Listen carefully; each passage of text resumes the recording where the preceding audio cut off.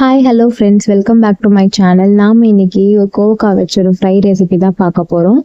இந்த fry recipe செய்கிறதுக்கு தேவையான மசாலாவை ஃபஸ்ட்டு நம்ம வறுத்தெடுத்துக்கலாம். அதுக்கு ஒரு கடாயில் 2 டேபிள் ஸ்பூன் எண்ணெய் ஆட் பண்ணி தனியா, சீரகம், வெந்தயம், கருவேப்பிலை, காஞ்ச மிளகா இது எல்லாத்தையும் தனித்தனியாக சேர்த்து நல்லா வறுப்பட்டதுக்கு அப்புறம் எடுத்து ஒரு ஓரமாக வச்சுக்கோங்க. இந்த கோவக்காய் ஃப்ரை பார்த்திங்கன்னா நம்ம ரசம் சாதத்தோட ப்ளஸ் தயிர் சாதம், வெரைட்டி ரைஸ் கூட வச்சு சாப்பிட்றதுக்கு டேஸ்ட் சூப்பராக இருக்கும். ஸோ மறக்காமல் இதை ட்ரை பண்ணி பார்த்துட்டு எனக்கு கமெண்ட்ஸில் ஷேர் பண்ணுங்கள். அண்ட் நம்ம சேனலில் இதுதான் ஃபஸ்ட் டைம் நீங்கள் பார்க்குறீங்கன்னா ப்ளீஸ் நம்மளோட சேனலுக்கு சப்போர்ட் பண்ணுங்கள், சப்ஸ்கிரைப் பண்ணிக்கோங்க, ஷேர் பண்ணுங்கள் உங்கள் ஃப்ரெண்ட்ஸ் அண்ட் ஃபேமிலிக்கு. அண்ட் கமெண்ட்டில் உங்களோட கருத்துக்களை ஷேர் பண்ணுங்கள். சேம் இன்க்ரீடியன்ஸ் வச்சு உடுப்பி ரெஸ்டாரண்ட் ஸ்டைல் ரசமும் நம்மளால் செய்ய முடியும். ஸோ அந்த வீடியோவும் நான் ஷேர் பண்ணுறேன், அதையும் செக் பண்ணி பாருங்கள். ஒரு வாட்டி ட்ரை பண்ணிவிட்டு எப்படி இருக்குன்றத கமெண்ட்ஸில் சொல்லுங்கள். இப்போ அதே கடாயில் 2 டேபிள் ஸ்பூன் எண்ணெயை ஆட் பண்ணி தேவையான தாளிப்புக்கு கடுகு, காஞ்ச மிளகா, கருவேப்பிலை இது 3 நல்லா பொரிஞ்சு வந்ததுக்கப்புறம் ஆல்ரெடி கட் பண்ணி வச்சுருக்க கோவக்காயை நான் ஆட் பண்ணிக்கிறேன். இந்த ரெசிபிக்கு பார்த்திங்கன்னா கோவக்காய் காயாக இருக்கணும், பழமாக இருக்கிறத சேர்த்திங்கன்னா நல்லா இருக்காது. ஸோ அதனால காயாக இருக்கிற மாதிரி பார்த்துக்கோங்க.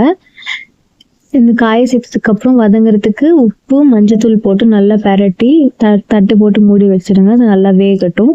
இந்த வேகிறதுக்கு லேட் ஆகுன்றதுனால ஒரு கிளாஸ் தண்ணியும் நான் ஆட் பண்ணிக்கிறேன். இந்த ஸ்டேஜில் ஆட் பண்ணிவிட்டு தட்டு போட்டு மூடி வச்சுருங்க, வேகட்டும்.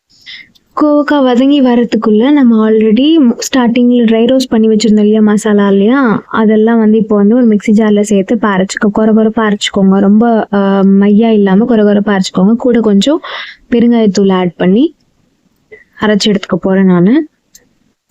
காய் ஒரு 50% வெந்து வந்துருச்சு. இந்த ஸ்டேஜில் நம்ம புளி தண்ணி சேர்க்கணும். புளி தண்ணி சேர்த்த கிளிப்பிங்ஸ் நான் எடுக்க மறந்துட்டேன். ஸோ புளி தண்ணி சேர்த்ததுக்கு அப்புறம் கொஞ்சோண்டு வெல்லம் இல்லைன்னா கல்கண்டு இருந்துச்சுன்னா ஆட் பண்ணிவிட்டு ஒரு வாட்டி நல்லா கலந்து விட்டுட்டு அகைன் தட்டை போட்டு மூடி வச்சுட்டு வேக விட்டுருங்க.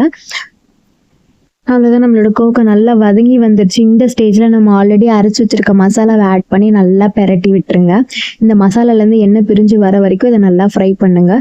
உங்களுக்கு கிரேவி தேவைப்படுதுன்னா முன்னாடியே இறக்கிடுங்க. இல்லை உங்களுக்கு நல்லா ஃப்ரையாக வேணும் அப்படின்னா நல்லா ஃப்ரை ஆகிற வரைக்கும் விட்டு எடுத்திங்கன்னா அவ்வளோதான், நம்மளோட சூப்பரான சுவையான கோவக்காய் ஃப்ரை ரெடி. லாஸ்ட்டில் கொஞ்சோண்டு கொத்தமல்லி தழை தூவி இறக்கிட்டிங்கன்னா சர்வ் பண்ணுறதுக்கு ரெடி ஆகிடும். நீங்களும் ஒரு வாட்டி வீட்டில் ட்ரை பண்ணி பார்த்துட்டு எப்படி இருக்குன்னு கமெண்ட் செக்ஷனில் கமெண்ட் பண்ணுங்கள். நெக்ஸ்ட் ஒரு சூப்பரான ரெசிபியில் பார்க்கலாம். பாய்.